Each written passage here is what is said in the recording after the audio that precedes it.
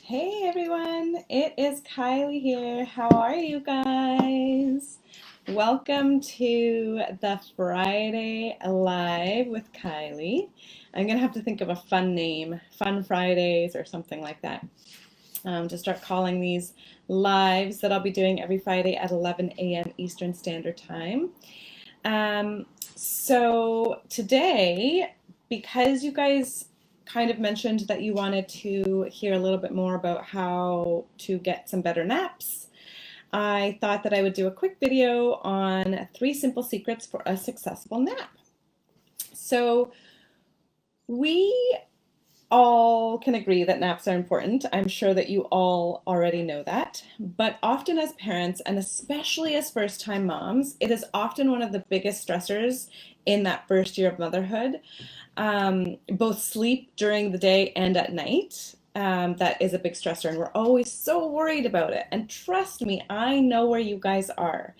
I have lived through awful naps with my first. So when I first became a mom, when I first became a mom, um, my son is now almost 5. So I had no clue.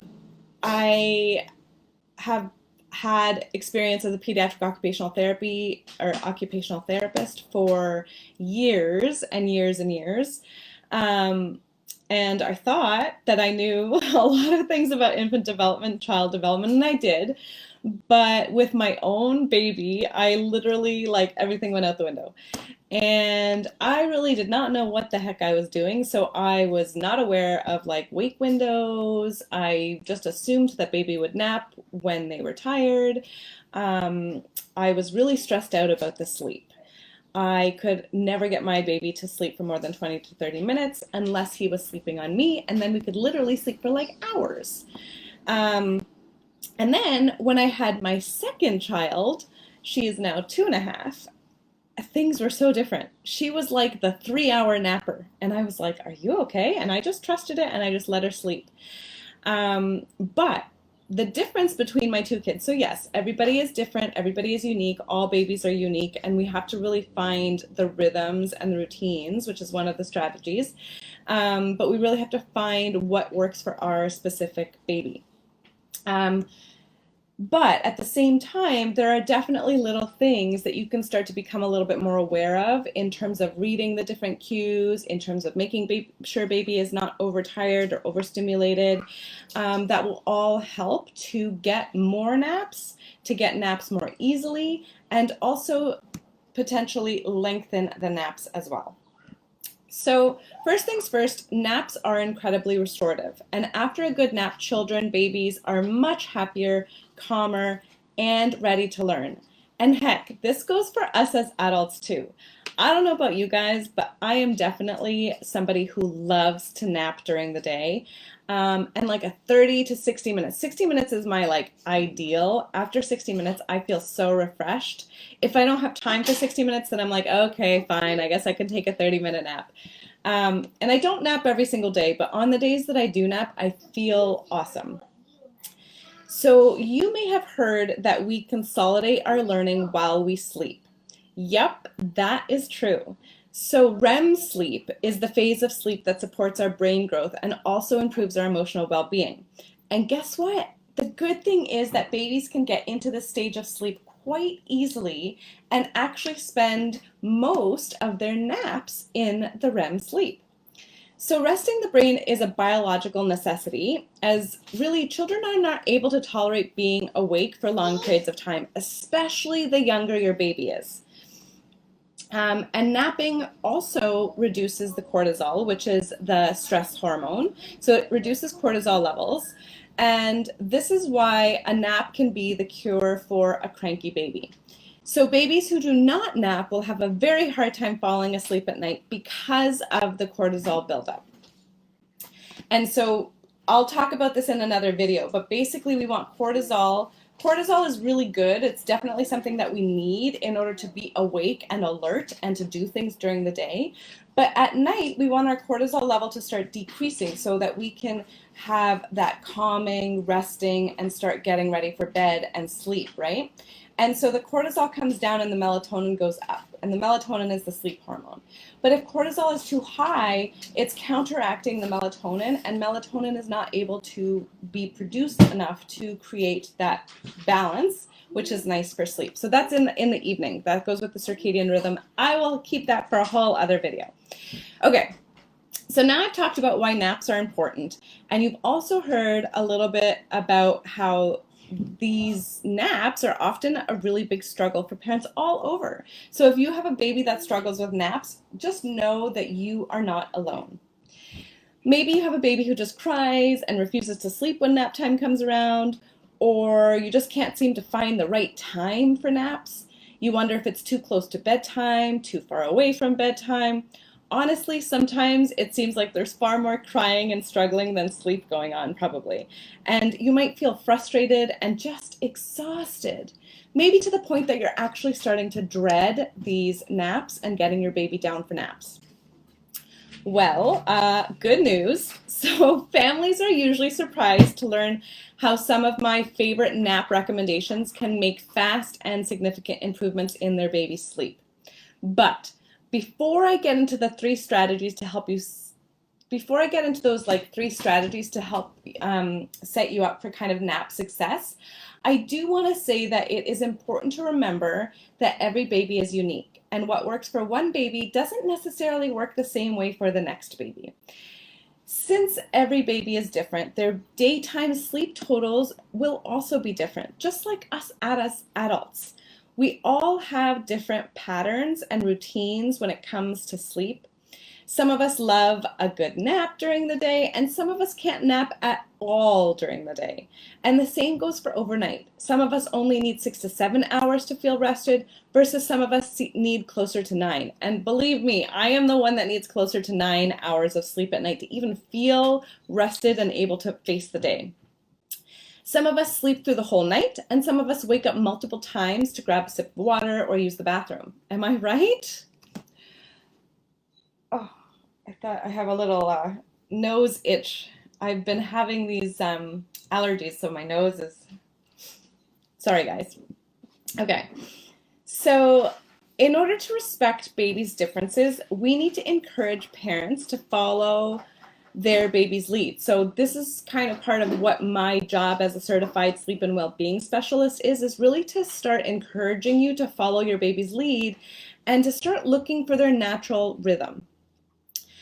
As we discussed, and I don't know if I've discussed this live yet, but I will. But forcing a baby onto a schedule is really going to just lead to frustration and disappointment, because every baby has slightly different needs, and maybe one baby can be awake for 60 minutes and the next baby, that's like way too long, right? So we just have to really start following our baby's cues. So on to the strategies now. So the first strategy is really to start considering your entire day. Sleep is a 24-hour day in the life of your baby, okay? So sometimes we get hyper-focused on one main issue, like early wakings or frequent night wakings, or like nap time difficulties or struggles. We get so focused on that one area of struggle that we really miss the other aspects of our like overall day and of our little one's overall life that could be impacting the sleep as well, including naps. So I really want you guys to start looking at what kinds of activities and outings you're doing with baby. Are you rushing around to do this and to do that, to go here, to go there? Maybe not right now during this crazy pandemic, but on a regular basis, these are things that you should be thinking about in the back of your mind. Are you going to a loud and boisterous coffee shop? Are you playing with toys that make a lot of noise, or that maybe have like bright and flashy lights? Do you have natural rest periods during your day with reduced stimulation when you're just hanging out without any toys needed, without any distractions, without a specific activity in mind? Those are really important. So babies who don't nap well also have a harder time falling asleep at night. This is because of the buildup of cortisol, like I had mentioned, as well as overstimulation and overtiredness. So really, by improving your baby's naps, you can also often improve nighttime sleep as well. So strategy number two, and I did mention this a little bit, but strategy number two is tuning into your baby's signs and needs. So here I want to introduce the concept of wake windows. So wake windows are slices of time when your baby is awake between naps. The key is figuring out when your baby's wake window is ending so that you can really start getting them to sleep at the right time. So we don't want to wait until baby is like already tired, overtired, and then we're like, okay, I hope he falls asleep quickly. We want to start thinking about some of the signs where he's like getting tired. And yes, there are various charts out there showing the average wake windows for each group, and definitely those are valuable to use as guidelines. They really should just be that, a guideline rather than a hard and fast rule. So I don't want you to take those schedules and then feel like you're in nap jail, where you're like, oh my God, I have to get him to sleep at this time, and if I don't, then things are going to be like a big disaster for the rest of the day. No. I want you to use them as guidelines where you're starting to learn about your baby and looking for the tired cues, the sleepy cues, looking for those early sleepy cues that are showing you that he's starting to get tired or she's starting to get tired. Oftentimes the wake window range is much shorter than you think, especially when babies are in that fourth trimester. So those first kind of 12-ish weeks, when baby really is only able to sustain being awake for long enough to like feed and change their diaper. And then as they start getting older, they're able to start playing for short periods of time as well. And I want you to really tune into your baby's sleepy cues because they might be different than you think. Rubbing the eyes and yawning are often late tired cues, meaning your baby is most likely already overtired. And when babies are overtired, it's going to take longer for them to get to sleep, or they might need a lot more support to get to sleep. And they might have shorter sleep times, so shorter naps or shorter times during the night as well. And also, just as a side note, if babies are overtired, that also can lead to early wakings in the morning.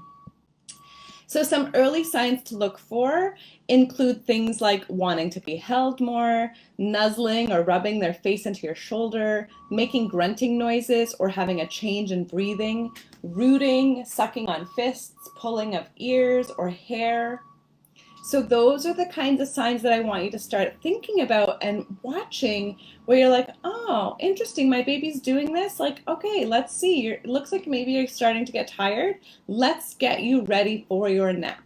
So let's go and change your diaper. You know, if you're feeding baby to sleep, then you're getting all set up for that. And then you're literally feeding and then putting them wherever they're sleeping, whether it's in the crib, whether it's in a carrier, whether it is in on your chest or beside you in the bed. Like, you need to decide where it is going to happen, and don't be afraid of moving naps. That is not something to be afraid of. So whether you're in a carrier or even just walking in a stroller, that is totally fine.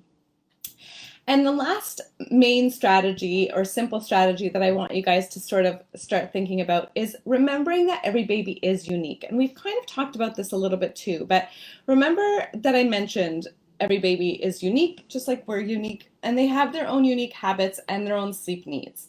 So same thing with watching for those tired cues. Those are all going to be unique for each baby as well. So I want to just hone in on the fact that you need to put the schedules and the protocols away and really follow your baby's lead in this, looking for their natural rhythms. So thinking about things like, do they prefer to sleep on you? And this is often true in the fourth trimester. Do they prefer to sleep in a bassinet? Have they maybe outgrown their bassinet and perhaps they're ready for a larger space, like maybe a pack and play or even their crib? Maybe your baby only actually needs a 20 to 30-minute nap. And this is totally normal, by the way.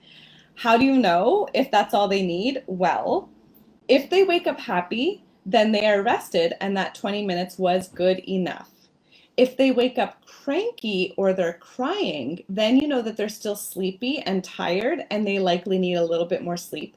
In which case, you can try various things to extend the nap. For example, you can try laying down with them, you can try feeding them a little more, you can put them in a carrier and go for a walk. And maybe, like my daughter was, maybe your baby is one of those that prefers the 3 hour naps, especially if you're sleeping next to them in bed. And that is good too. Okay. So I want you to just really see that all babies are different. They don't fit into these structures and schedules and protocols that you might be seeing on Google or reading in the sleep books. They are all different, just like us. You and I do not have the same sleep habits and the same sleep patterns, and we should not expect our babies to have the exact same sleep habits and patterns as the next baby, okay? So I really want to encourage you to kind of stop fighting the nap, stop feeling like you're in nap jail, stop really just struggling to get the nap, and just start following your baby. Embrace the naps, embrace your baby, embrace their cues, and know that a short nap is totally okay. A moving nap is totally okay. Napping with you or on you is totally okay. And if you want to practice naps in a crib, there are strategies for that as well. Ultimately, I just want you guys to follow your instincts and follow your baby and know that whatever you're doing is probably the right thing. Don't worry about the book, what the books say. Don't worry about what your doctor says. Don't worry about what Google says.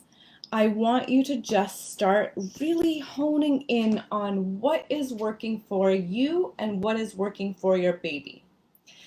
So that is it for today, everyone. And if you have any questions, please, please, please post them in the group, post them under this video, and I will come back and answer those questions. I hope you found some of these tips and some of this information useful for you and your baby. Remember to just trust your mama instincts. Trust your baby. Watch them, learn about them, and follow their cues. So that's it for this Friday Live with Kylie. I hope you guys have a really wonderful weekend, and I will see you guys all next week. Bye for now.